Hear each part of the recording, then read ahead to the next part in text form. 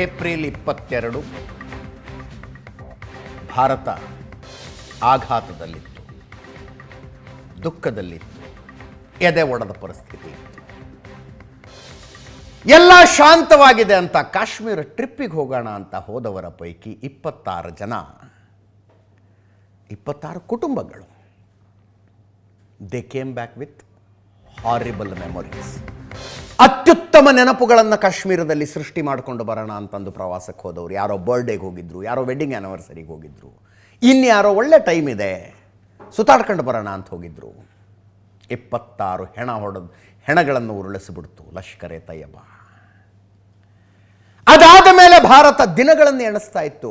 1 ದಿವಸ ಆಯಿತು, ಇನ್ನೂ ಯಾಕೆ ಆ್ಯಕ್ಷನ್ ಇಲ್ಲ, 2 ದಿವಸ ಆಯಿತು, ಇನ್ನೂ ಯಾಕೆ ಆ್ಯಕ್ಷನ್ ಇಲ್ಲ, 3 ದಿವಸ ಆಯಿತು, 4 ದಿವಸ ಆಯಿತು. ನನ್ನೇ ಕೂತ್ಕೊಂಡು ನ್ಯೂಸ್ ಅವರ್ನಲ್ಲಿ ಮಾತಾಡುವಾಗ ನಾನು ಹೇಳ್ತಾ ಇದ್ದೆ, ಒಂದು ಕನ್ವೆನ್ಷನಲ್ ವಾರ್ ಆದರೂ ಆಶ್ಚರ್ಯ ಪಡಬೇಕಿಲ್ಲ, ಬಹುಶಃ ಅದೇ ಕಾರಣಕ್ಕೆ ಮಾಕ್ ಡ್ರಿಲ್ಗಳನ್ನು ಮಾಡಿಸಲಾಗ್ತಾ ಇದೆ ಅಂತ. ಅಕಸ್ಮಾತ್ ಪಾಕಿಸ್ತಾನದ ದಾಳಿ ಆದರೆ ಆ ಸಂದರ್ಭದಲ್ಲಿ ನಮ್ಮನ್ನು ನಾವು ಹೇಗೆ ರಕ್ಷಿಸಿಕೊಳ್ಳಬೇಕು ಅನ್ನುವುದರ ಮಾಕ್ ಡ್ರಿಲ್ ಮಾಡಲಾಗ್ತಾ ಇದೆ. ಕನ್ವೆನ್ಷನ್ ವಾರ್ನ ಸಾಧ್ಯತೆಯನ್ನು ತಳ್ಳಿ ಹಾಕುವುದಕ್ಕಾಗೋದಿಲ್ಲ ಅಂತ ನೆನ್ನೆ ತಾನೇ ಮಾತಾಡಿದ್ದೀನಿ ನಾನು. ನೆನ್ನೆ ಇನ್ನೂ ಒಂದು ಮಾತನ್ನು ಹೇಳಿದೆ, ಭಾರತ ಪಾಕಿಸ್ತಾನದ ಗಡಿಯಲ್ಲಿ ಭಾರತೀಯ ವಾಯುಪಡೆ ಸಮರಾಭ್ಯಾಸ ಮಾಡುತ್ತೆ, ಡ್ರಿಲ್ ಮಾಡುತ್ತೆ. ಆದ್ದರಿಂದ ಒಂದು ಇಡೀ ದಿನ ಆ ಪ್ರದೇಶದಲ್ಲಿ ಕಮರ್ಷಿಯಲ್ ಫ್ಲೈಟ್ಗಳ ಹಾರಂಗಿಲ್ಲ ಅಂತ, ಅದಕ್ಕೇನೋ ಒಂದು ಟೆಕ್ನಿಕಲ್ ಟರ್ಮು ಇದೆ, ಅದನ್ನೂ ಹೇಳಿದ್ದೆ. ಆ ರೀತಿಯ ನೋಟಿಫಿಕೇಷನನ್ನು ಕೊಟ್ಟಿದ್ದಾರೆ, ಆ ಪ್ರದೇಶದಲ್ಲಿ ಕಮರ್ಷಿಯಲ್ ಫ್ಲೈಟ್ಗಳ ಹಾರಬಾರ್ದು ಅಂತ.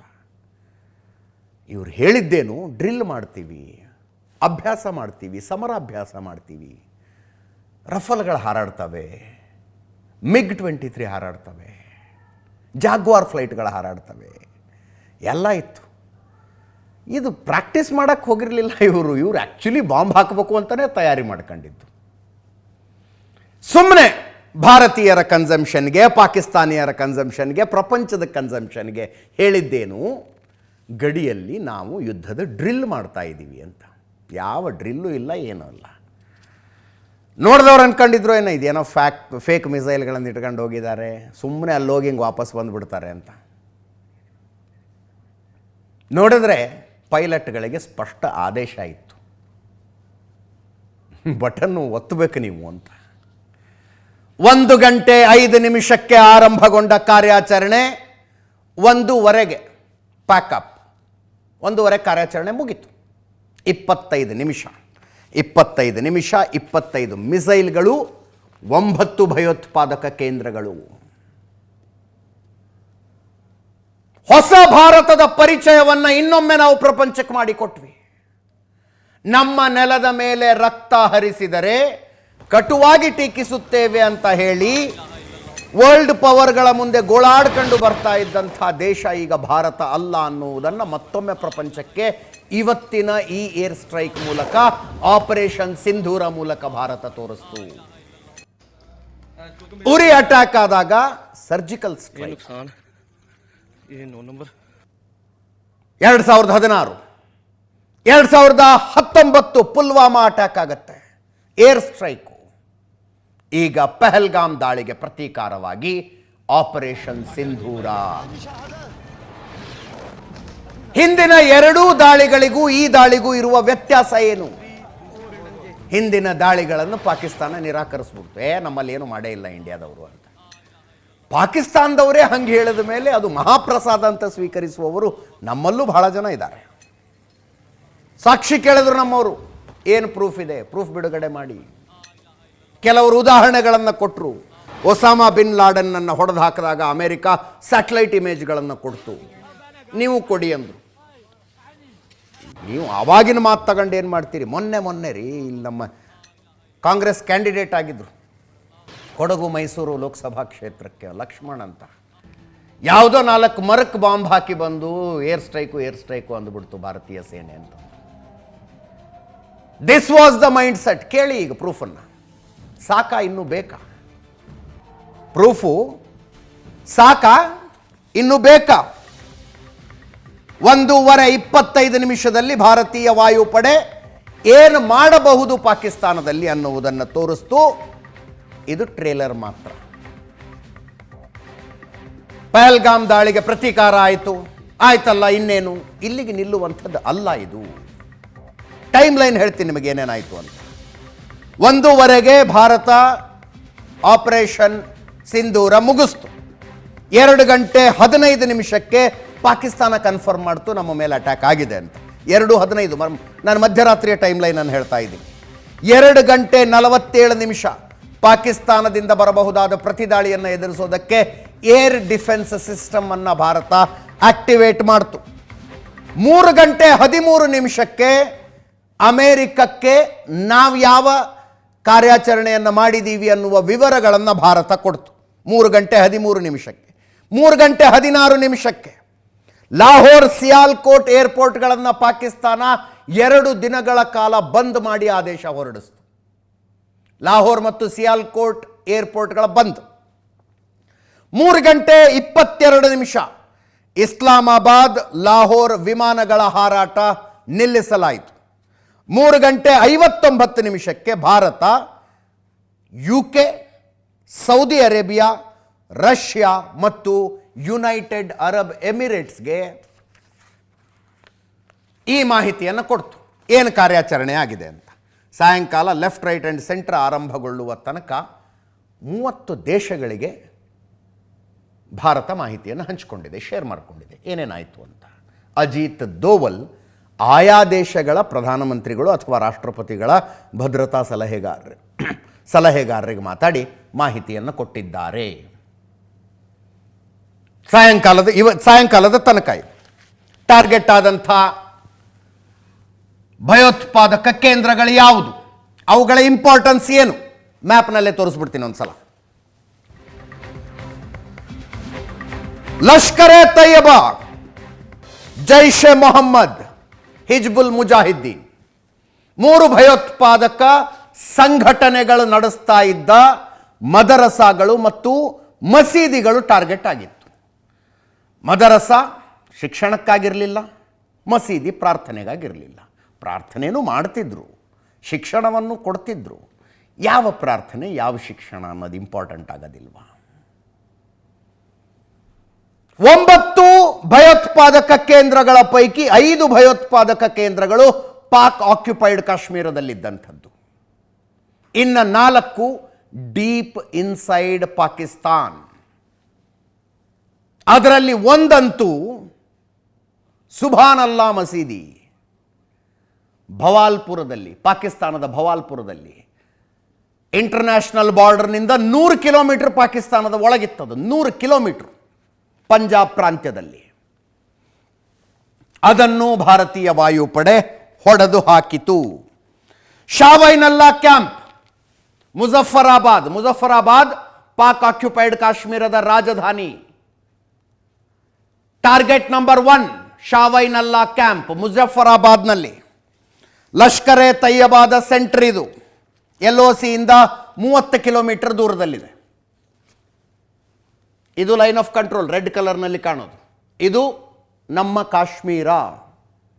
ಆದರೆ ಈ ಭಾಗ ಪಾಕಿಸ್ತಾನದ ಹಿಡಿತದಲ್ಲಿದೆ. ಅದನ್ನು ಪಾಕ್ ಆಕ್ಯುಪೈಡ್ ಕಾಶ್ಮೀರ ಅಂತ ಕರಿತೀವಿ. ಈ ರೇಖೆಯಿಂದ ಈ ರೇಖೆಯ ತನಕ 30 ಕಿಲೋಮೀಟರ್ ಇದೆ. 30 ಕಿಲೋಮೀಟರ್ ಒಳಗಿರುವ ಶಾವೈನೆಲ್ಲಾ ಕ್ಯಾಂಪ್ ಲಷ್ಕರ್ ಎ ತಯ್ಯಬಾದ ಟ್ರೈನಿಂಗ್ ಸೆಂಟ್ರು.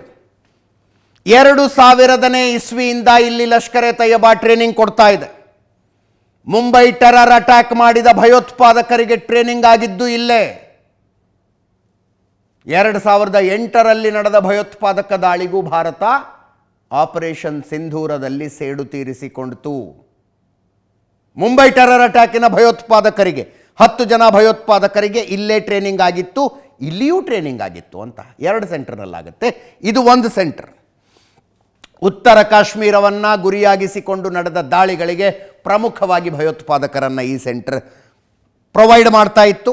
2020ರಲ್ಲಿ ಸೋನ್ಮಾರ್ಗ್, ಗುಲ್ಮಾರ್ಗ್ಗಳಲ್ಲಿ ನಡೆದ ದಾಳಿಗೆ ಭಯೋತ್ಪಾದಕರು ಇಲ್ಲಿ ತಯಾರಾಗಿದ್ದರು. ಪಹಲ್ಗಾಮ್ ದಾಳಿಗೂ ಕೂಡ ಇಲ್ಲಿ ತರಬೇತಿಯಾಗಿತ್ತು, ಸಂಚು ರೂಪಿತವಾಗಿತ್ತು ಅನ್ನುವ ಮಾಹಿತಿ ಇದೆ. ಶಾವೈನಲ್ಲಾ ಕ್ಯಾಂಪ್, ಮುಜಫರಾಬಾದ್ ಧ್ವಂಸ. 2ನೇದ್ದು ಸೈದನಾ ಬಿಲಾಲ್ ಕ್ಯಾಂಪ್, ಇದು ಕೂಡ ಮುಜಫರಾಬಾದ್ನಲ್ಲೇ ಇದೆ. LOC ಇಂದ 55 ಕಿಲೋಮೀಟರ್ ದೂರದಲ್ಲಿದೆ ಇದು. ಲೈನ್ ಆಫ್ ಕಂಟ್ರೋಲ್ನಿಂದ 55 ಕಿಲೋಮೀಟರ್ ದೂರ. ಕನಿಷ್ಠ 50 ಜನ, ಗರಿಷ್ಠ 100 ಜನ ಭಯೋತ್ಪಾದಕರಿಗೆ ಸದಾಕಾಲ ಇಲ್ಲಿ ತರಬೇತಿ ಆಗ್ತಾ ಇತ್ತು.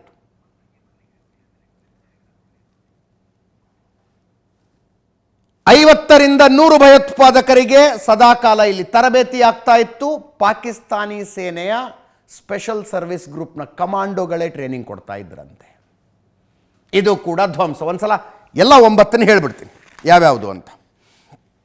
ಶಾವೈನೆಲ್ಲಾ ಕ್ಯಾಂಪ್ ಮುಜಫರಾಬಾದ್, ಸೈದನಾ ಬಿಲಾಲ್ ಕ್ಯಾಂಪ್ ಮುಜಫರಾಬಾದ್, ಮಸ್ಕರ್ ರಹೀಲ್ ಶಹೀದ್ ಗುಲ್ಫರ್ ಅಂತ ಕೋಟ್ಲಿ ಪ್ರದೇಶ ಇಲ್ಲಿ ಕೆಳಗೆ ಬರುತ್ತೆ.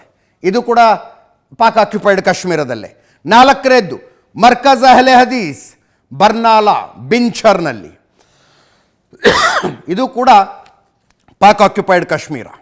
ಮರ್ಕಜ್ ಅಬ್ಬಾಸ್ ಕೋಟ್ಲಿ ಪಾಕ್ ಆಕ್ಯುಪೈಡ್ ಕಾಶ್ಮೀರ. ಸರ್ಜಾಲ್ ತೆಹರಾ ಅನ್ನುವ ಪ್ರದೇಶ, ತೆಹರಾ ಕಲಾನ್ ಪಂಜಾಬ್ನಲ್ಲಿ ಬರುತ್ತೆ, ಇದು ಪಾಕಿಸ್ತಾನದ ಒಳಗೆ. ಮೆಹಮೂನಾ ಝೋಯಾ ಸಿಯಾಲ್ಕೋಟ್ನಲ್ಲಿ. ಮರ್ಕಜ್ ತಯ್ಯಬಾ ಮರಿಡ್ಕೆಯಲ್ಲಿ, ಮರಿಡ್ಕೆ. ಮರ್ಕಜ್ ಸುಭಾನಲ್ಲಾ ಭವಾಲ್ಪುರದಲ್ಲಿ, ಅತ್ಯಂತ ಒಳಗೆ ಪಾಕಿಸ್ತಾನದ ಡೀಪ್ ಇನ್ಸೈಡ್ ಹೋಗಿ ಹೊಡೆದಿರುವಂಥದ್ದು ಭವಾಲ್ಪುರದ್ದು. ಈಗ ಒಂದೊಂದಾಗಿ ಇವುಗಳನ್ನೇ ಯಾಕೆ 21 ಭಯೋತ್ಪಾದಕ ತರಬೇತಿ ಕೇಂದ್ರಗಳನ್ನು ಭಾರತೀಯ ಬೇಹುಪಡೆಗಳು ಗುರುತಿಸಿದ್ವಂತೆ. ಮಾಹಿತಿ ಬರ್ತಾ ಇರೋ ಮಾಹಿತಿ 21 ಕಡೆ ಇಂತಿಂಥ ಕಡೆ ಭಯೋತ್ಪಾದಕರಿಗೆ ಟ್ರೈನಿಂಗ್ ಕೊಡ್ತಾರೆ. 21ರ ಪೈಕಿ ಎಷ್ಟರ ಮೇಲೆ ದಾಳಿ ಮಾಡಬೇಕು ಅನ್ನುವುದನ್ನು ಸೈನ್ಯ ನಿರ್ಧಾರ ಮಾಡಿದೆ. ಪ್ರಧಾನಿ ನರೇಂದ್ರ ಮೋದಿ CCS ಮೀಟಿಂಗ್ನಲ್ಲಿ ಏನು ಹೇಳಿದರು ಅನ್ನುವ ಸುದ್ದಿ ಬಂತು. ನಿಮಗೆ ಫ್ರೀ ಹ್ಯಾಂಡ್ ಇದೆ, ಯಾವಾಗ ಎಲ್ಲಿ ಹೆಂಗೆ ಎಷ್ಟು ದಾಳಿ ಮಾಡಬೇಕು ಅನ್ನೋದನ್ನು ನೀವೇ ನಿರ್ಧಾರ ಮಾಡಿ ಅಂತ ಸೈನ್ಯಕ್ಕೆ ಹೇಳಿದರು. ಸೈನ್ಯ ನಿರ್ಧಾರ ಮಾಡ್ತು 21ರ ಪೈಕಿ 9 ಇವತ್ತು ರಾತ್ರಿ ನೋಡ್ಕೊಳ್ಳೋಣ ಅಂತ. 9 ಇವತ್ತು ರಾತ್ರಿ ನೋಡ್ಕೊಳ್ಳೋಣ ಅಂತ. ಮೊದಲ 2 ಹೇಳಿದೆ ನಾನು, ಸೈದನಾ ಬಿಲಾಲ್ ಕ್ಯಾಂಪ್ ಮುಜಫರಾಬಾದ್. 3ನೇದ್ದು ಮಸ್ಕರ್ ರಹೀಲ್ ಶಹೀದ್ ಗುಲ್ಫರ್ ಕೊಟ್ಲಿ ಪ್ರಾಂತ್ಯದಲ್ಲಿ, ಲಷ್ಕರ್ ಎ ತಯ್ಯಬಾದ ಭಯೋತ್ಪಾದಕ ನೆಲೆ. LOCಯಿಂದ 30 ಕಿಲೋಮೀಟರ್ ದೂರದಲ್ಲಿದೆ. ಇದೇ ಮಸೀದಿಯಲ್ಲಿ 150ರಿಂದ 200 ಭಯೋತ್ಪಾದಕರು ಸದಾಕಾಲ ಇರ್ತಾ ಇದ್ರು. 150ರಿಂದ 200 ಭಯೋತ್ಪಾದಕರು ಇವರಿಗೆ ಟ್ರೈನಿಂಗ್ ಕೊಟ್ಟು ಕಾಶ್ಮೀರದ ಒಳಗೆ ಕಳಿಸೋದಕ್ಕೆ ಇಲ್ಲೇ ಸಂಚಾಗ್ತಾ ಇತ್ತು. ಈ ಹಿಲ್ಲಿ ಟೆರೇನ್ ವಾರ್ಫೇರ್ ಅಂತ ಕರಿತೀವಿ, ಗುಡ್ಡಗಾಡು ಪ್ರದೇಶದಲ್ಲಿ ಹೇಗೆ ಯುದ್ಧ ಮಾಡಬೇಕು ಅಂತ, ಆ ತರಬೇತಿಯನ್ನು ಇಲ್ಲಿ ಕೊಡ್ತಾ ಇದ್ರು ಅಂತ. ಮಸ್ಕರ್ ರಹೀಲ್ ಶಹೀದ್ ಮಸೀದಿ ಪಾಕ್ ಆಕ್ಯುಪೈಡ್ ಕಾಶ್ಮೀರದ ಗುಲ್ಫರ್ನಲ್ಲಿ. ಮರ್ಕಜ್ ಅಹ್ಲೆ ಹದೀಸ್ ಬಿಂಭರ್ ಪಾಕ್ ಆಕ್ಯುಪೈಡ್ ಕಾಶ್ಮೀರ, ಲಷ್ಕರ್ ಎ ತಯ್ಯಬಾದ ಮತ್ತೊಂದು ಮುಖ್ಯ ಕಚೇರಿ, ಇಲ್ಲೂ ಟ್ರೈನಿಂಗ್ ಆಗ್ತಾ ಇತ್ತು. ಇನ್ನು ಮರ್ಕಜ್ ಅಬ್ಬಾಸ್ ಪಾಕ್ ಆಕ್ಯುಪೈಡ್ ಕಾಶ್ಮೀರದ ಕೊಟ್ಲಿಯಲ್ಲಿ, LOCಯಿಂದ ಬರೀ 13 ಕಿಲೋಮೀಟರ್ ಒಳಗಡೆ ಇತ್ತಿದ್ದು. ಮರ್ಕಜ್ ಅಬ್ಬಾಸ್ 100ರಿಂದ 125 ಲಷ್ಕರ್ ಎ ತಯ್ಯಬಾ ಭಯೋತ್ಪಾದಕರು ಸದಾಕಾಲ ಇಲ್ಲಿ ಇರ್ತಾ ಇದ್ರು. ಜಮ್ಮು ಕಾಶ್ಮೀರದ ದಾಳಿಗೆ ಇಲ್ಲಿ ಸಂಚಾಗ್ತಾ ಇತ್ತು. ಭಾರತಕ್ಕೆ ಬೇಕಾಗಿರುವ ಉಗ್ರ ಖಾರಿ ಜರಾರ್ ಆಪ್ತನ ನೇತೃತ್ವದಲ್ಲಿ ಇದು ನಡೀತಾ ಇತ್ತು. ಭಾರತಕ್ಕೆ ಮೋಸ್ಟ್ ವಾಂಟೆಡ್ ಟೆರರಿಸ್ಟ್ ಆತ. 6ನೆಯ ಟಾರ್ಗೆಟ್ ಸರ್ಜಾಲ್, ತೆಹರಾ ಕಲಾನ್ ಪಂಜಾಬ್ ಪ್ರಾಂತ್ಯ, ಜೈಷ್ ಎ ಮೊಹಮ್ಮದ್ನ ಸೆಂಟರ್ ಆಗಿತ್ತು. ಇಂಟರ್ನ್ಯಾಷನಲ್ ಬಾರ್ಡರ್ನಿಂದ ಕೇವಲ 6 ಕಿಲೋಮೀಟರ್ ದೂರದಲ್ಲಿ ಈ ಟೆರರ್ ಟ್ರೈನಿಂಗ್ ಕ್ಯಾಂಪ್ ನಡೀತಾ ಇತ್ತು. ಜೈಷ್ ಎ ಮೊಹಮ್ಮದ್ನ ಬ್ರಾಂಚ್ ಆಫೀಸ್ ರೀತಿಯಲ್ಲಿ ಇದು ಕೆಲಸ ಮಾಡ್ತಾ ಇತ್ತು. ಸುರಂಗ ನಿರ್ಮಾಣ ಮತ್ತು ಡ್ರೋನ್ ಕಾರ್ಯಾಚರಣೆಗೆ ಪ್ಲಾನ್ ನಡೀತಾ ಇತ್ತು. ಶಸ್ತ್ರಾಸ್ತ್ರಗಳು ಮತ್ತು ಮಾದಕ ವಸ್ತುಗಳ ಕಳ್ಳ ಸಾಗಣೆಗೆ ಸೆಂಟರ್ ಆಗಿತ್ತು. ಈ ಮಸೀದಿಯ ಉಸ್ತುವಾರಿ ಮುಫ್ತಿ ಅಬ್ದುಲ್ ರೌಫ್ ಅಸ್ಗರ್, ಆತನ ನೇತೃತ್ವದಲ್ಲಿ ನಡೀತಾ ಇದ್ದ ಮಸೀದಿ ಇದು. 7ನೇಯದ್ದು ಮೆಹಮೂನಾ ಝೋಯಾ ಸಿಯಾಲ್ಕೋಟ್ನಲ್ಲಿ, ಹಿಜ್ಬುಲ್ ಮುಜಾಹಿದ್ದೀನ್ನ ಸೆಂಟರು, ಅಂತಾರಾಷ್ಟ್ರೀಯ ಗಡಿಯಿಂದ 12 ಕಿಲೋಮೀಟರ್ ಒಳಗಿತ್ತು. ಹಿಜ್ಬುಲ್ ಮುಜಾಹಿದ್ದೀನ್ನ ಟೆರರಿಸ್ಟ್ಗಳಿಗೆ ಟ್ರೈನಿಂಗ್ ಕ್ಯಾಂಪು, ಮಸೀದಿಯ ಉಸ್ತುವಾರಿ ಮೊಹಮ್ಮದ್ ಇರ್ಫಾ ಖಾನ್. ಈತನ ಸಹಚರರು ಜಮ್ಮು ಭಾಗದಲ್ಲಿ ವಿಪರೀತ ಭಯೋತ್ಪಾದಕ ದಾಳಿಗಳನ್ನು ಮಾಡಿದ್ರು. ಮಸೀದಿಯಲ್ಲಿ 25ರಿಂದ 30 ಜನ ಸದಾಕಾಲ ಇರ್ತಿದ್ರಂತೆ. ಮರ್ಕಜ್ ತಯ್ಯಬ, ಮರಿಡ್ಕೆ ಪ್ರದೇಶ ಪಂಜಾಬ್ನ ಪ್ರಾಂತ್ಯ. ಲಷ್ಕರ್ ಎ ತಯ್ಯಬಾದ ಟೆರರ್ ಕ್ಯಾಂಪ್ ಬಾರ್ಡರ್ನಿಂದ 30 ಕಿಲೋಮೀಟರ್ ಒಳಗಿದೆ. ಇದು ಲಷ್ಕರ್ ಎ ತಯ್ಯಬಾದ ಪಾಕಿಸ್ತಾನಿ ಹೆಡ್ ಆಫೀಸ್ ಇದು. ಹಫೀಜ್ ಸಯೀದ್ ಭಾರತಕ್ಕೆ ಮಾತ್ರ ಅಲ್ಲ, internationally wanted terrorist Hafiz Saeed ನಡೆಸ್ತಾ ಇದ್ದಂಥ ಮಸೀದಿ. ಅಮೇರಿಕ ಈತನ ತಲೆಗೆ $10 ಮಿಲಿಯನ್ ಬಹುಮಾನ ಘೋಷಣೆ ಮಾಡಿದೆ. ಪಾಕಿಸ್ತಾನ ಇವನ ಮೇಲೆ ಕೇಸ್ಗಳಿದ್ದಾವೆ, ನಾವು ಜೈಲಲ್ಲಿ ಇಟ್ಟಿದ್ದೀವಿ ಅಂತಾರೆ. ಜೈಲಲ್ಲಿಲ್ಲ ಆತನ ಭಾಷಣಗಳನ್ನು ಯೂಟ್ಯೂಬ್ನಲ್ಲಿ ಈಗಲೂ ನೋಡ್ಬೋದು. ನೀವು ಹೌಸ್ ಅರೆಸ್ಟ್ನಲ್ಲಿ ಇಟ್ಟಿದ್ದೀವಿ ಅಂತಾರೆ. ಲಾಹೋರ್ನಲ್ಲಿ ಈತನ ಮನೆಯ ಗೂಗಲ್ ಇಮೇಜ್ ಫೋಟೋಗಳನ್ನು ಈಗ ಒಂದು 3-4 ದಿವಸದ ಹಿಂದೆ ತೋರಿಸಿದ್ದೆ ನಾನು. 4 ಟೈರ್ ಸೆಕ್ಯೂರಿಟಿ ಕೊಟ್ಟಿದ್ದಾರೆ ಆತನ ಮನೆಗೆ. ಮನೆಯ ಗಾರ್ಡನ್ನಲ್ಲಿ ಈತ ವಾಕ್ ಮಾಡಬಹುದು, ಒಳಗಡೆನೇ ಮಸೀದಿ ಇದೆ, ಅಲ್ಲೊಂದು ಸಣ್ಣ ಮದರಸಾನೂ ಈತ ನಡೆಸ್ತಾನೆ. ಅಷ್ಟು ಬಿಗಿ ಭದ್ರತೆಯಲ್ಲಿ ಆತನನ್ನು ಪಾಕಿಸ್ತಾನ ಕಾಯ್ತಾ ಇದೆ. ಈ ಮಸೀದಿ ಕಟ್ಟೋದಕ್ಕೆ 2000ನೇ ಇಸ್ವಿಯಲ್ಲಿ ಒಸಾಮಾ ಬಿನ್ ಲಾಡೆನ್ $10 ಮಿಲಿಯನ್ ಡೊನೇಷನ್ನನ್ನು ಹಫೀಜ್ ಸಯೀದ್ ಕೊಟ್ಟಿದ್ದಂತೆ.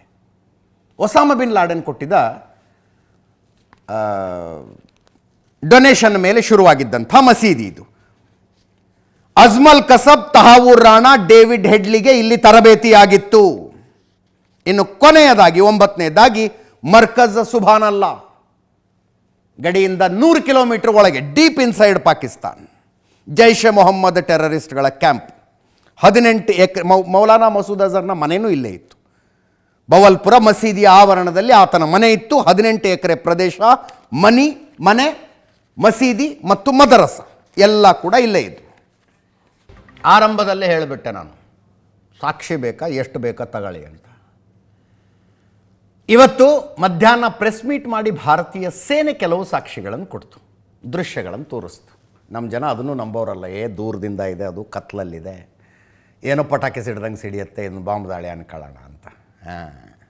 ಅದನ್ನು ನಂಬೋದು ಬೇಡ ರೀ, ಯಾಕಂದರೆ ಕೆಲವು ಅತೃಪ್ತರು ಇರ್ತಾರೆ. ಅದನ್ನು ನಂಬೋದು ಬೇಡಪ್ಪ. ಪಾಕಿಸ್ತಾನದ ಒಳಗಡೆಯಿಂದ ಬರ್ತಾ ಇರುವ ದೃಶ್ಯಗಳನ್ನೇ ನೋಡಿ. ಮೊದಲು ಹೆಂಗಿತ್ತು, ಈಗ ಹೆಂಗಿದೆ. ಮಧ್ಯರಾತ್ರಿ 1:05 ಪಾಕಿಸ್ತಾನದ ಮೇಲೆ ನಡೆಸಿದ ಭಾರತೀಯ ವಾಯುಪಡೆ ನಡೆಸಿದ ಕೋಆರ್ಡಿನೇಟೆಡ್ ದಾಳಿಗೆ ಪಾಕಿಸ್ತಾನ ಬೆಚ್ಚಿ ಬಿದ್ದು ಅದು ಹೆಂಗೆ ಎಚ್ಚರ ಆಯಿತು ಪಾಕಿಸ್ತಾನಕ್ಕಂದರೆ, ಅಫ್ಘಾನಿಸ್ತಾನದವರು ಟ್ರೋಲ್ ಮಾಡ್ತಿದ್ದಾರೆ, ರಾತ್ರಿ 2 ಗಂಟೆಗೆ ಸೂರ್ಯೋದಯ ಆಗಿಬಿಡ್ತು ಅಂತ. ಹಂಗಿತ್ತಂತೆ ಬೆಳಕು, ಭಾರತೀಯ ಕ್ಷಿಪಣಿಗಳಿಂದ ಹೊಮ್ಮಿದ ಬೆಳಕು ಹಂಗಿತ್ತಂತೆ. ದಾಳಿಯ ಮೊದಲು, ದಾಳಿಯ ನಂತರ ಯಾವ್ಯಾವ ಟಾರ್ಗೆಟ್ಗಳು ಹೆಂಗಿದ್ವು ಅನ್ನೋದನ್ನು ಸ್ಕ್ರೀನ್ ಮೇಲೆ ನೋಡ್ತಾ ಇದ್ದೀರಿ. ಭಾರತೀಯ ಸೇನೆ 1:05 ಅಂತ ಇದೆ. ಇವನು ಪಾಕಿಸ್ತಾನದ ನೋಡ್ರೆ 12:45 ಅಂತ ಹೇಳ್ತಾ ಇದ್ದಾನೆ. ಇದ್ಯಾಕೆ ಟೈಮ್ ವ್ಯತ್ಯಾಸ ಅನ್ಕೋಬೇಡಿ, ಪಾಕಿಸ್ತಾನಿ ಟೈಮ್ ಭಾರತಕ್ಕಿಂತ ಅರ್ಧ ಗಂಟೆ ಹಿಂದಿದೆ.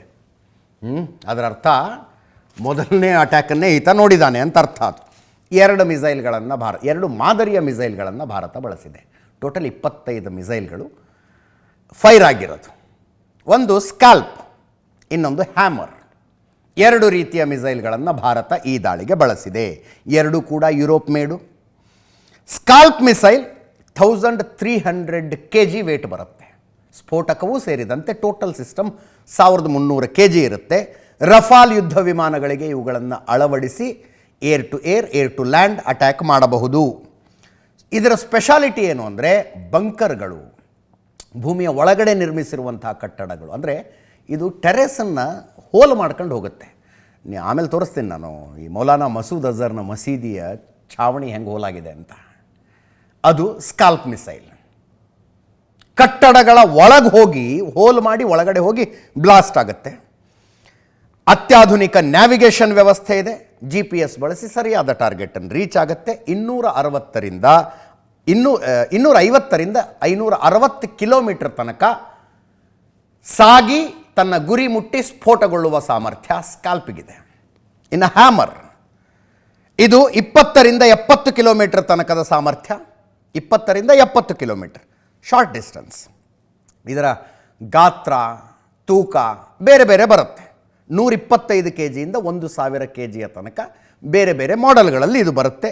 ಲೇಸರ್ ಗೈಡೆಡ್, ಇದು ಅಕ್ಯುರೇಟ್ ಅಂದರೆ ಅಕ್ಯುರೇಟ್ ಆಗಿ ದಾಳಿಯನ್ನು ಮಾಡುತ್ತೆ. ಪರ್ವತ ಪ್ರದೇಶಗಳಲ್ಲಿ ದಾಳಿ ಮಾಡೋದಕ್ಕೆ ಹ್ಯಾಮರ್ ಕ್ಷಿಪಣಿ ಅತ್ಯಂತ ಯೋಗ್ಯ ಅಂತ ಹೇಳ್ತಾರೆ. ಇದೆಲ್ಲ ಆದಮೇಲೆ ಪತ್ರಿಕಾಗೋಷ್ಠಿ ನಡೀತು. ನೋಡಿ, ಭಾರತ ಕೊಟ್ಟ ಸಂದೇಶ ಇತ್ತಲ್ಲ ಇವತ್ತು. ಕೇಂದ್ರ ಸರ್ಕಾರ ಅಂದರೆ ಕೆಲವರು ಪಾಲಿಟಿಕ್ಸ್ ಅನ್ಕೊಂಡ್ಬಿಡ್ತಾರೆ. ಭಾರತ ಅಂತಲೇ ಹೇಳೋಣ. ಸೈನ್ಯದಲ್ಲಿ ಜಾತಿ ಧರ್ಮಗಳನ್ನು ನೋಡಬಾರದು, ಎಲ್ಲೂ ನೋಡಬಾರ್ದು, ಬಟ್ ಸೈನ್ಯದಲ್ಲಂತೂ ನೋಡಲೇಬಾರದು.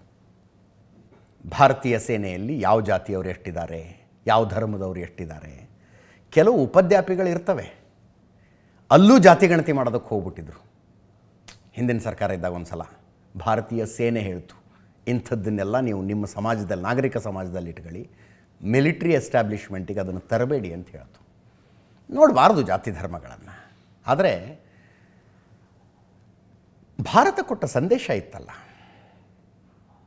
4 ಜನ ಲಷ್ಕರ್ ಎ ತಯ್ಯಬಾ ಭಯೋತ್ಪಾದಕರು ಬಂದು 25 ಹೆಣ್ಣು ಮಕ್ಕಳ ಸಿಂಧೂರ ಅಳಿಸೋದ್ರು. 25 ಹೆಣ್ಣು ಮಕ್ಕಳ ವಿಧವೆಯರಾದರು. ಅದರ ರಿಟ್ಯಾಲಿಯೇಷನ್ ಆಪರೇಷನ್ಗೆ ಭಾರತ ಇಟ್ಟ ಹೆಸರು ಸಿಂಧೂರ. ನೋಡಿ, ಪಾಕಿಸ್ತಾನದಲ್ಲಿ ಅಫ್ಕೋರ್ಸ್ ಹಿಂದೂಗಳ ಸಂಖ್ಯೆ ಗಣನೀಯ ಪ್ರಮಾಣವಾಗಿ ಇಳಿದಿದೆ. ಹಿಂದೂಗಳನ್ನು ಬದುಕಕ್ಕೆ ಬಿಟ್ಟಿಲ್ಲ. ಅಲ್ಲಿ ಇಲ್ಲಿ ಚೆದುರಿದಂಗಿದ್ದಾರೆ. ಆ ಹಿಂದೂ ಹೆಣ್ಣು ಮಕ್ಕಳು ಹಣೆ ಮೇಲೆ ಕುಂಕುಮ ಇಟ್ಕೊಂಡು ಎದುರಿಗೆ ಬಂದರೆ ಪಾಕಿಸ್ತಾನಿಯರಿಗೆ ನೆನಪಾಗಬೇಕಿದು. ಸಿಂಧೂರ, ಇದಕ್ಕೆ ಸಿಂಧೂರ ಅಂತಾರೆ ಅಂತ. ಆಪರೇಷನ್ ಸಿಂಧೂರ. ಆ ಆಪರೇಷನ್ನಲ್ಲಿ ಏನೇನಾಯಿತು ಅನ್ನುವುದನ್ನು ವಿವರಿಸೋದಕ್ಕೆ ಬಂದವರು ಇಬ್ಬರು ಹೆಣ್ಣು ಮಕ್ಕಳು ಬಂದರು. ಒಬ್ಬರು ಕರ್ನಲ್ ಸೋಫಿಯಾ ಖುರೇಶಿ, ಮತ್ತೊಬ್ಬರು ವಿಂಗ್ ಕಮಾಂಡರ್ ವ್ಯೋಮಿಕಾ ಸಿಂಗ್.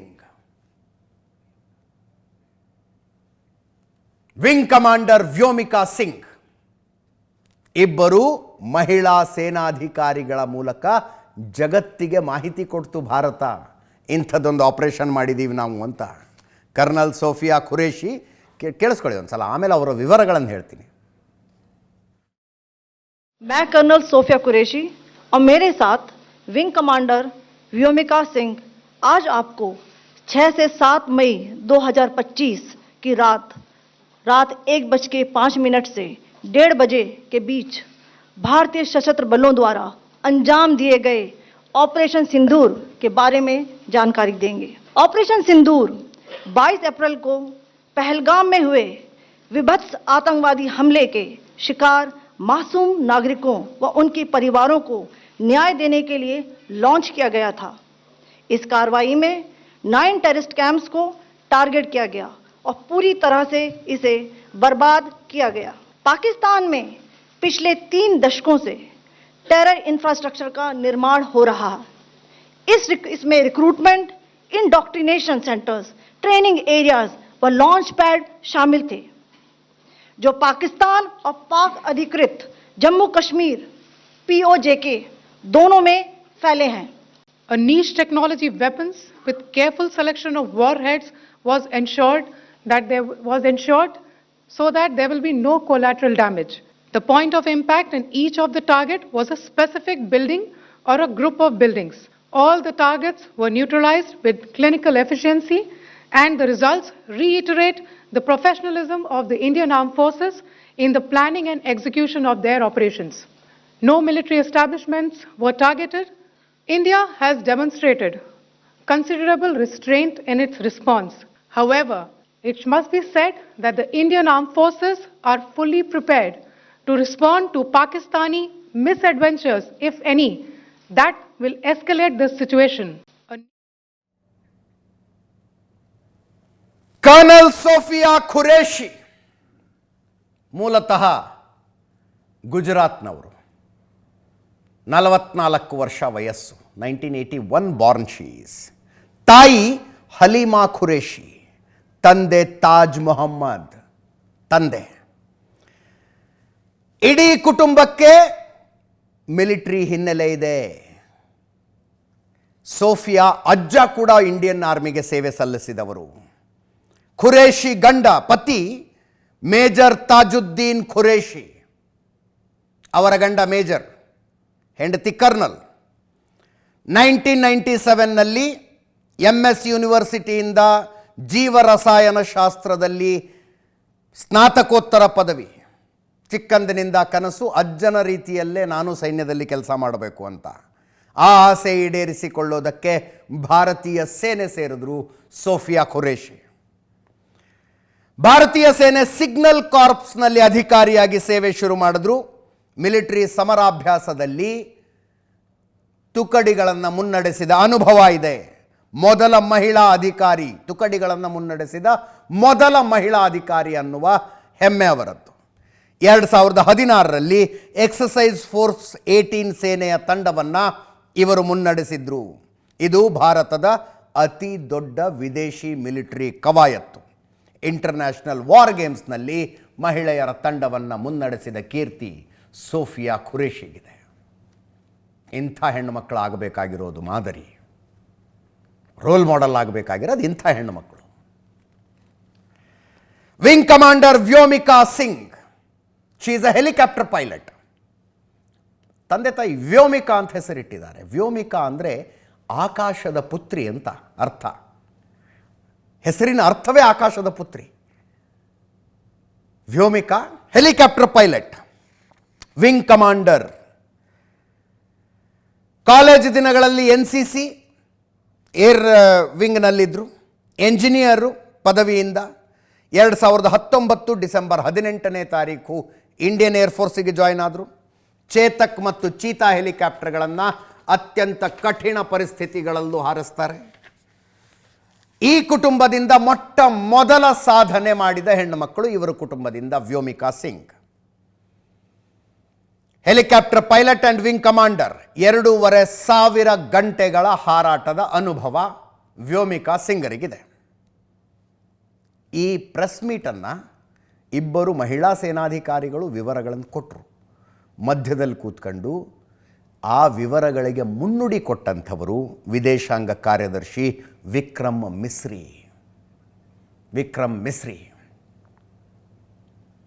ನೋಡಿ, 3 ಜನ ಅಲ್ಲಿ ಯಾಕಿದ್ರು ಅನ್ನೋದಕ್ಕೆ ಒಬ್ಬೊಬ್ರಿಗೂ ಒಂದೊಂದು ಅರ್ಥ ಇತ್ತು. ನಾನು ಜಾತಿ ಧರ್ಮಗಳ ಬಗ್ಗೆ ಮಾತಾಡಬಾರ್ದು, ಸೈನಿಕರ ವಿಷಯದಲ್ಲಂತೂ ಮಾತೇ ಆಡಬಾರ್ದು.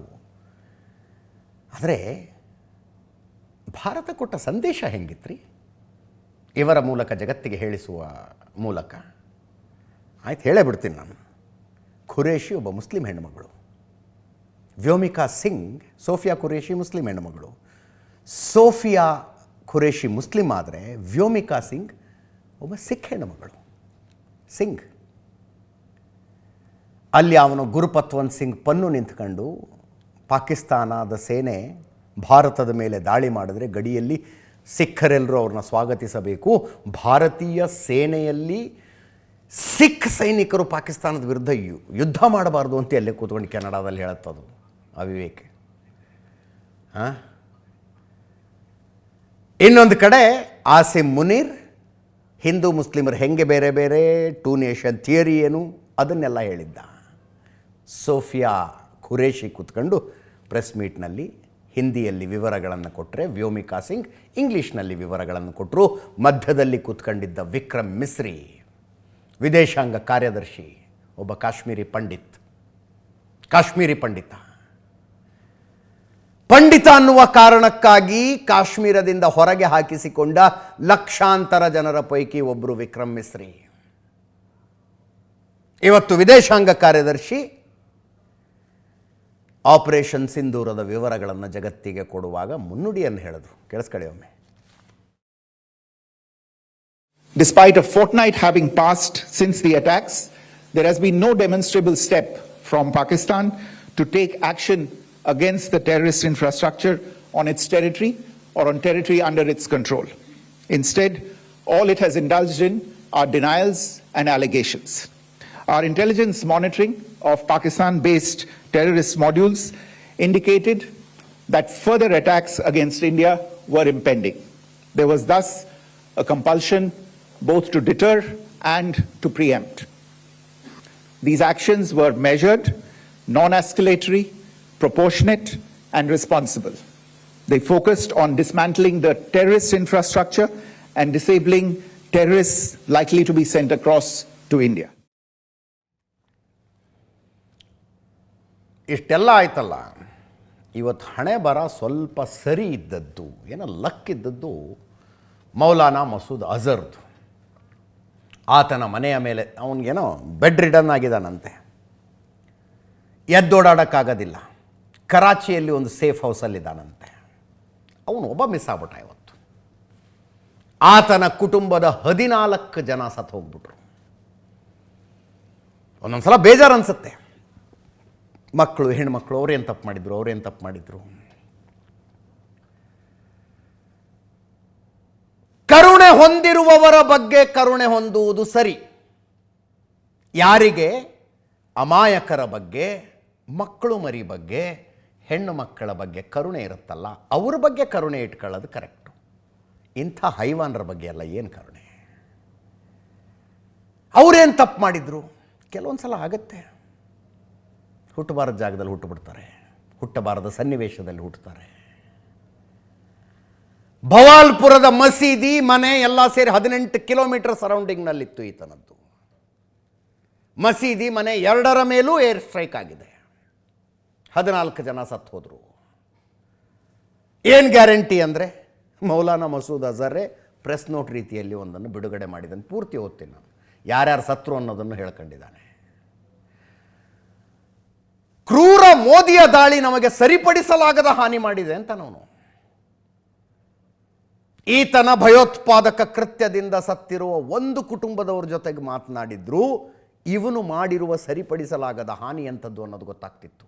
ಎಷ್ಟು ಕುಟುಂಬಗಳ ಮೇಲೆ ಇವರೆಲ್ಲ ಮಾಡಿದ್ರು, ಎಷ್ಟು ಕುಟುಂಬಗಳ ಮೇಲೆ. ಮೌಲಾನಾ ಮಸೂದ್ ಅಜರ್ನ ಅಕ್ಕನ ಗಂಡ, ಇವನ ಸೊಸೆ, ಸೋದರಳಿಯನ ಹೆಂಡತಿ, 5 ಮಕ್ಕಳು, ಜೊತೆಗೆ ಇನ್ನು 4 ಜನ ಆಪ್ತರಂತೆ. ಇಷ್ಟು ಜನ ಈ ದಾಳಿಯಲ್ಲಿ ಸತ್ತು ಹೋದರು. ಸ್ಟೇಟ್ಮೆಂಟ್ ರಿಲೀಸ್ ಮಾಡಿದ್ದಾನೆ ಈತ ಒಂದು. ಇವತ್ತು ಹರಿದ ರಕ್ತ ವ್ಯರ್ಥ ಆಗಲ್ಲ. ಅಲ್ಲಾಹುವಿನ ಕೃಪೆಯಿಂದ ಹುತಾತ್ಮರಾದವರು ಜೀವಂತವಾಗಿದ್ದಾರೆ. ಕುಟುಂಬದ 10 ಮಂದಿ ಇವತ್ತು ರಾತ್ರಿ ಆಶೀರ್ವಾದ ಪಡೆದರು.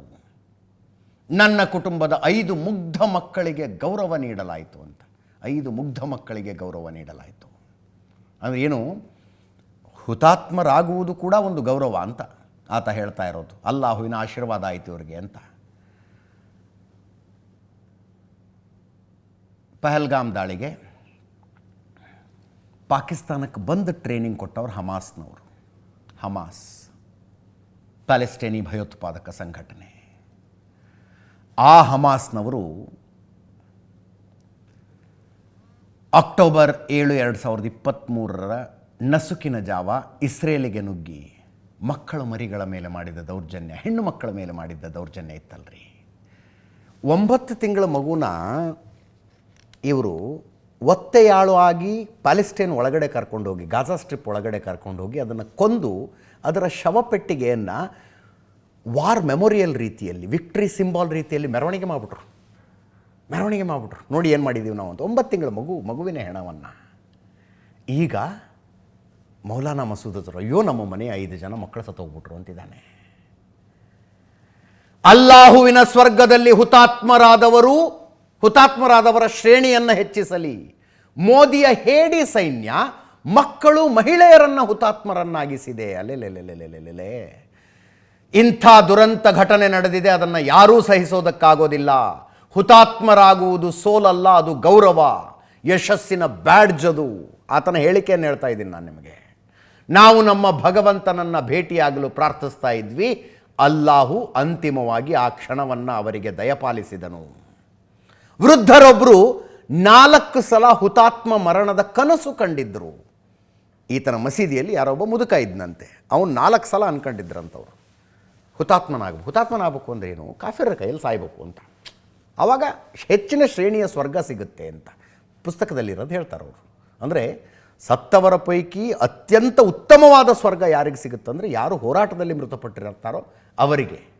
ಇವ್ರ ಮಸೀದಿಯಲ್ಲಿ ಒಬ್ಬ ವೃದ್ಧ, ಒಬ್ಬ ಮುದುಕ ಹಂಗೆ ಕನ್ಸ್ಕೊಂಡಿದ್ನಂತೆ, 4 ಸಲ ಕನ್ಸ್ಕೊಂಡಿದ್ನಂತೆ. ಆ ವೃದ್ಧ ಮಹಿಳೆಯು ಕಂಡಿದ್ದಂಥ ಕನಸು ಇವತ್ತು ನನಸಾಯಿತು ಅಂತ. ಅದನ್ನೇ ಹೇಳಿಲ್ವ ನಾನು. ತುಂಬ ಜನ ಪಹಲ್ಗಾಮ್ ದಾಳಿಯ ಸಂದರ್ಭದಲ್ಲಿ ಮಾತಾಡ್ತಿದ್ರೆ ಅವ್ರನ್ನ ಬಿಡಬಾರ್ದು, ಅವ್ರನ್ನ ಹೊಡೆದಾಕ್ಬೇಕು ಅಂತಾರೆ. ಸಾಯೋದೇ ಕನಸು ಮಾರಾಯರೆ ಅವ್ರಿಗೆ ಕನಸೇ ಹಂಗೆ ಸಾಯೋದು. ಅಂದರೆ ಹೋರಾಡ್ತಾ ಹುತಾತ್ಮರಾದರೆ ಉತ್ತಮ ಶ್ರೇಣಿಯ ಸ್ವರ್ಗ ಸಿಗುತ್ತೆ ಅನ್ನೋದೇ ಗುರಿ. ನೋಡಿ ಇಲ್ಲಿ ಮೌಲಾನಾ ಮಸೂದ್ ಅಜರ್ ಹೇಳ್ತಾನೆ, ಆ ಮಹಿಳೆಯರ ಕನಸು ಕಂಡಿದ್ರು ಹುತಾತ್ಮರಾಗಬೇಕು ಅಂತ, ಒಬ್ಬ ವೃದ್ಧ ಕನಸು ಕಂಡಿದ್ರು ಹುತಾತ್ಮರಾಗಬೇಕು ಅಂತ, ಅವರ ಕನಸು ನನಸಾಯಿತು ಅಂತ ಬರೀತಾನಾತ. ಕ್ರೂರ ಮೋದಿಯ ದಾಳಿ ನಮಗೆ ಸರಿಪಡಿಸಲಾಗದ ಹಾನಿ ಮಾಡಿದೆ, ಆದರೆ ಹರಿದ ರಕ್ತ ವ್ಯರ್ಥವಾಗಲ್ಲ, ಅದನ್ನು ನಾವು ಬಿಡೋದಿಲ್ಲ. ಇವರ ಸಾವು ಶತ್ರುಗಳ ಪತನ, ನ್ಯಾಯದ ಉದಯಕ್ಕೆ ನಾಂದಿ. ಅಲ್ಲಾಹು ಈ ಪೀಳಿಗೆಗೆ ಹುತಾತ್ಮರ ರೀತಿ ನಂಬಿಕೆಯ ಶಕ್ತಿ ನೀಡಲಿ. ಈತ ರಿಲೀಸ್ ಮಾಡಿರುವಂಥ ಸ್ಟೇಟ್ಮೆಂಟ್ ಇದು. ಮೌಲಾನಾ ಮಸೂದ್ ಅಜರ್ ರಿಲೀಸ್ ಮಾಡಿರುವ ಸ್ಟೇಟ್ಮೆಂಟು. ಮೌಲಾನಾ ಮಸೂದ್ ಅಜರ್ ಹೆಸರು ಕೇಳಿದ್ರೆ ಗೊತ್ತಾಗುತ್ತೆ ನಿಮಗೆ. ಭಾರತದ ಜೈಲಿನಲ್ಲಿದ್ದ ಈತ, ಶ್ರೀನಗರದ ಜೈಲಿನಲ್ಲಿದ್ದ. 1994ರಲ್ಲಿ ಭಯೋತ್ಪಾದಕ ಕೃತ್ಯ ಎಸಗುವುದಕ್ಕೆ ಅಂತಾನೆ ಕಾಶ್ಮೀರಕ್ಕೆ ಬಂದಿದ್ದಾಗ ಭಾರತೀಯ ಭದ್ರತಾ ಪಡೆಗಳು ಈತನನ್ನು ಅರೆಸ್ಟ್ ಮಾಡಿದ್ವು. 1995 ಜುಲೈನಲ್ಲಿ ಜಮ್ಮುನಲ್ಲಿ 6 ಜನ ವಿದೇಶಿಯರ ಅಪಹರಣ ಆಗುತ್ತೆ. ಭಯೋತ್ಪಾದಕರು ಕಿಡ್ನ್ಯಾಪ್ ಮಾಡ್ತಾರೆ. ಕಿಡ್ನ್ಯಾಪ್ ಮಾಡಿ ಮೌಲಾನಾ ಮಸೂದ್ ಅಜರ್ನ ಜೈಲಿನಿಂದ ಬಿಡುಗಡೆ ಮಾಡಿದರೆ ಈ 6 ಜನರನ್ನು ಬಿಡ್ತೀವಿ ಅಂತಾರೆ. ಭಾರತ ಅವಾಗ ಬಿಡುಗಡೆ ಮಾಡಲಿಲ್ಲ. ಒಬ್ಬರೋ ಇಬ್ಬರೋ ಫಾರಿನರ್ಸ್ ತಪ್ಪಿಸ್ಕೊಂಡು ಓಡಿ ಬರ್ತಾರೆ ಭಯೋತ್ಪಾದಕರಿಂದ. ಉಳಿದವರು ಏನಾದರೂ ಅಂತ ಇವತ್ತಿನ ತನಕ ಮಾಹಿತಿ ಇಲ್ಲ. ಫೈನಲಿ ಮೌಲಾನಾ ಮಸೂದ್ ಅಜರ್ ಹೊರಗಡೆ ಹೋಗಿದ್ದ ಹೆಂಗೆ 1999 ಖಾಟ್ಮಂಡು ನ್ಯೂ ಡೆಲ್ಲಿ ವಿಮಾನ, ಏರ್ ಇಂಡಿಯಾ ವಿಮಾನ IC-814 ಹೈಜಾಕ್ ಆಯಿತು. ಹೈಜಾಕ್ ಮಾಡಿ ಅಮೃತ್ಸರದಲ್ಲಿ ಇಳಿಸಿ ಅಲ್ಲಿಂದ ದುಬೈಗೆ ಹೋಗಿ ಕಂದಹಾರಕ್ಕೆ ತಂದು, ನೆನಪಿದೆ ನಮಗೆಲ್ಲ. ಅಲ್ಲಿ ಕೂತ್ಕೊಂಡು ವಾಜಪೇಯಿ ಪ್ರಧಾನಮಂತ್ರಿ ಇದ್ದರು ಅವಾಗ. ಅಲ್ಲಿ ಕೂತ್ಕೊಂಡು ನೆಗೋಷಿಯೇಟ್ ಮಾಡಿ ಮೌಲಾನಾ ಮಸೂದ್ ಅಜರ್ ಸೇರಿದಂತೆ ಉಳಿದವ್ರನ್ನ ಬಿಡಿಸ್ಕೊಂಡ್ರು, ಭಯೋತ್ಪಾದಕರು ಬಿಡಿಸ್ಕೊಂಡ್ರು. ಆಮೇಲೆ ಪಾಕಿಸ್ತಾನಕ್ಕೆ ಹೋಗ್ತಾನಿದ್ದ. ಪಾಕಿಸ್ತಾನದವ್ರು ಹೇಳ್ತಾರೆ, ನಮ್ಮ ಕೈಗೆ ಸಿಕ್ಕರೆ ಇವನನ್ನು ಅರೆಸ್ಟ್ ಮಾಡಿ ನಿಮಗೆ ಕೊಡ್ತೀವಿ ಅಂತ ಹೇಳ್ತಾರೆ. ಪಾಕಿಸ್ತಾನ ಹೇಳುತ್ತೆ. ಆ ನಂತರ ಈತ ಪಾಕಿಸ್ತಾನದಲ್ಲಿ ಜೈಷ್ ಎ ಮೊಹಮ್ಮದ್ ಭಯೋತ್ಪಾದಕ ಸಂಘಟನೆಯನ್ನು ಸ್ಥಾಪನೆ ಮಾಡ್ದ. ISI ಅದಕ್ಕೆ ದುಡ್ಡು ಕೊಡ್ತು.